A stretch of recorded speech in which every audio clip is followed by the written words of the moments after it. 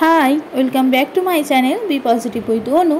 আমার নতুন একটি ভিডিওতে তোমাদের সকলকে স্বাগত জানাই।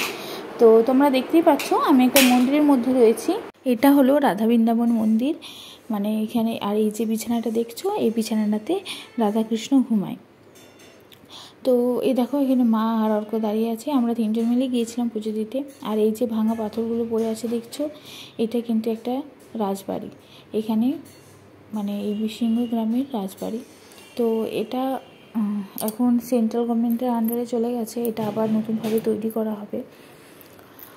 ওই জন্য দেখো সব পাথরগুলো কালেক্ট করে সাজানো আছে। আর এই যে গাছটা দেখছো, এটা হচ্ছে বকুল গাছ, বহু পুরনো গাছ। আর এই যে পাথরের ইয়েটা দেখছো, এটা কিন্তু একটা কুয়ো। এখানে জল কিন্তু অনেক দিন ইউজ করা হতো। এখানে যে অন্ন ভোগ রান্না করা হয়, সেখানেও কিন্তু এই জলটাই ইউজ করা হতো। তো এখন আর সেটা হয় না, এখন সাবমার্সিবল হয়ে গেছে।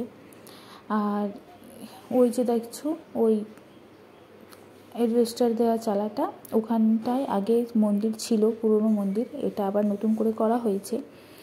আর এখন ওই মন্দিরটাতে অন্নভোগ রান্না হচ্ছে। চলো দেখিয়ে দিই তোমাদের।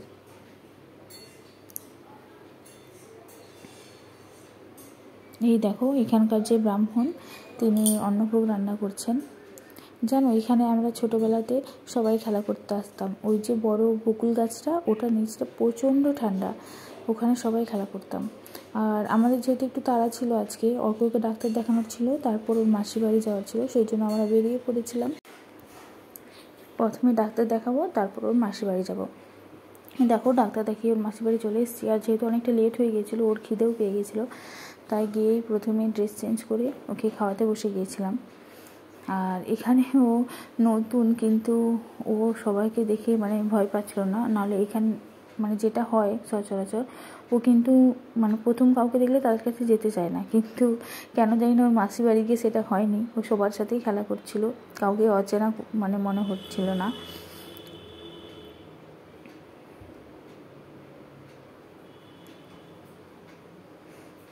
এখানেও দিদার কথা শুনছে আর খাবারটা খাচ্ছে। তারপর আমরা তাড়াতাড়ি ওকে খাইয়ে দিয়ে আমরা খেতে বসে গিয়েছিলাম। এই দেখো, আমরা বসে পড়েছি। কত কি রান্না করেছে দেখো। দেখো, আমরা এদিকে খাচ্ছি, আর এদিকে নন্টু কিন্তু ওর মতো খেলা করে যাচ্ছে। ও আমরা খেলেও ওর দিকে তাকিয়ে থাকতে হবে না, ও না তাকালেই চিৎকার শুরু করে দিচ্ছে।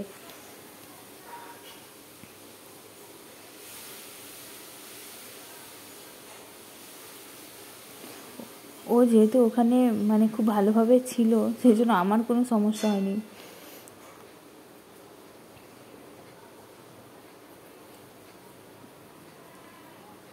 এই দেখো, ওর মাসির রুমের জানলাটা দিয়ে ও ঢুকে পড়েছে। এবার ওটা ধরে দাঁড়াবে। ওই এই প্রথম দাঁড়াতে শিখছে, ওই জন্য মানে কোনো কিছু পেলেই সেটা ধরে দাঁড়াচ্ছে এখন।